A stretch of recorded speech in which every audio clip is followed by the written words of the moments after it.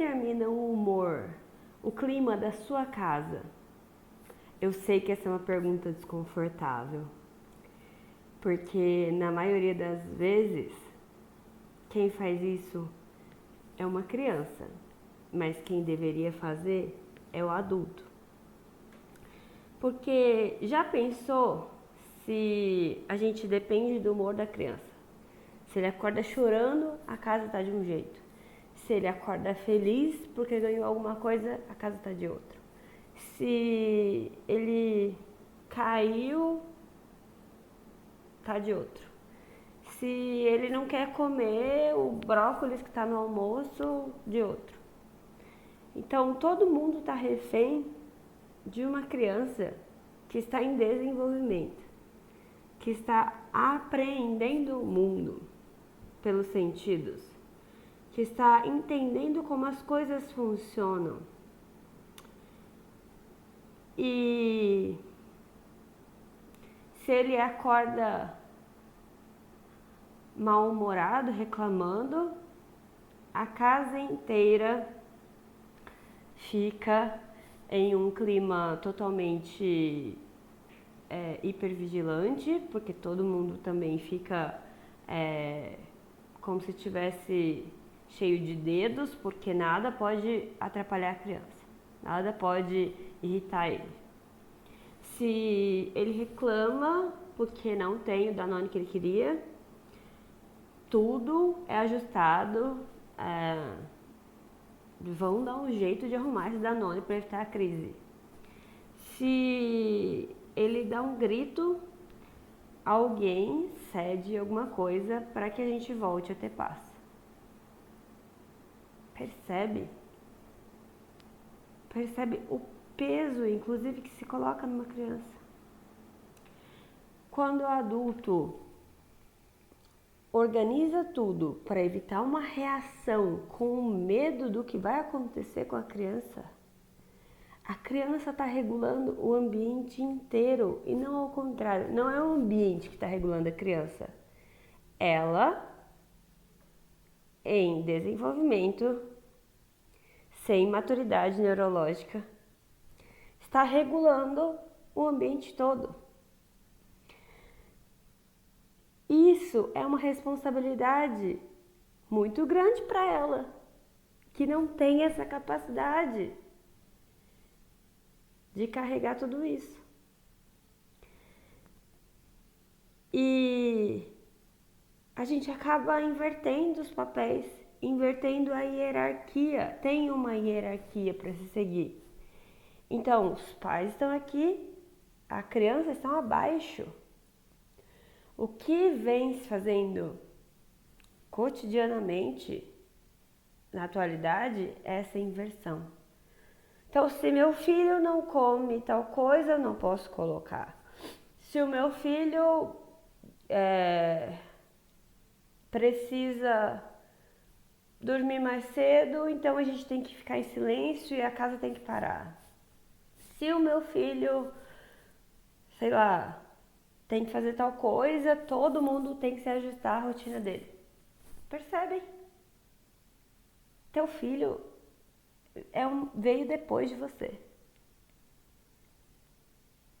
Quando, sobretudo, os casais colocam os filhos acima deles, eles estão jogando às crianças uma responsabilidade que não é delas.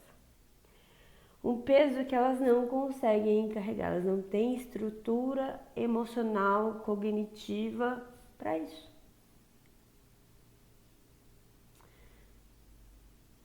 Você daria o seu carro para uma criança de 2 anos dirigir? Acho que eu já falei esse exemplo no vídeo de ontem, se não me engano. Eu aposto que não. Você iria dizer para mim: "Não, Dani, mas isso é uma loucura. Isso é uma irresponsabilidade." Sim. E colocar o teu casamento, a tua relação com tua família de origem ou com teu cônjuge, teu esposo, tua esposa, não é uma responsabilidade colocar nas costas do teu filho de qualquer idade que seja? Pensem nisso.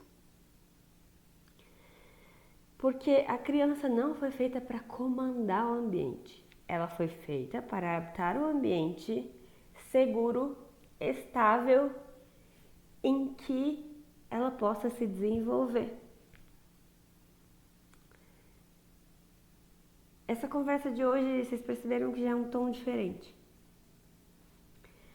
Se você não viu os vídeos anteriores, por favor, veja. Porque esse assunto não chegou aqui de paraquedas, tá? A gente tem uma construção de vídeos. Esse já é o 6º. E eu quero que vocês façam um exercício de observação. Quando teu filho altera o tom, você altera junto? Ou você regula ele? Ou ele que te regula? Porque se ele altera o tom e você altera o tom junto, quem está te regulando é ele. Se você muda conforme ele muda, ele percebe que você muda o ambiente, que ele controla o ambiente. E não é você que está controlando ele. E, gente, a criança é muito esperta. Muito esperta. Sagaz. Ele sabe aonde ele está pisando. Se ele percebe que ele te controla uma vez,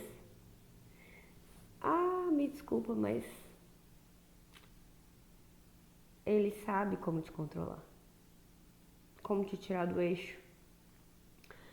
Então, eu quero que vocês pensem sobre isso. Anotem a situação que aconteceu do seu filho te regular e não o contrário.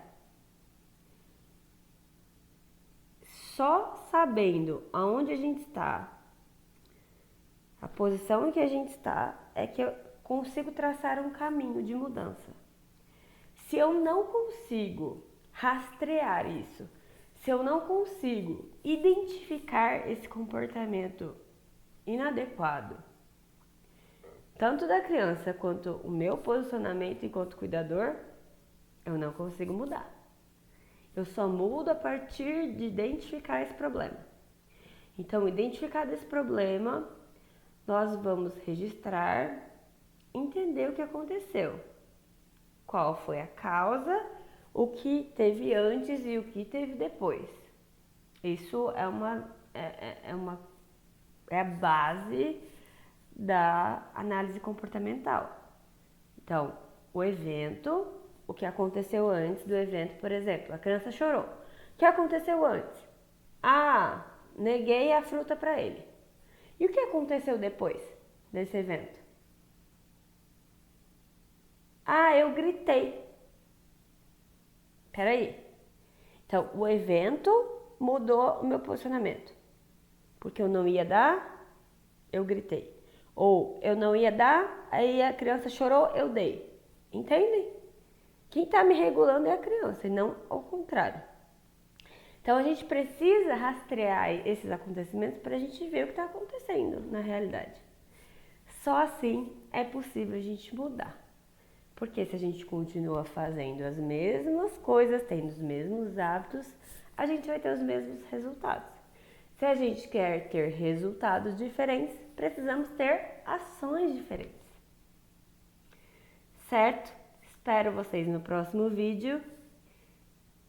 Me mandem mensagem no Instagram, falem comigo, deixem mensagem aqui nos comentários e estamos juntos. Vocês não estão sozinhos. Combinado? Até mais. Um beijo.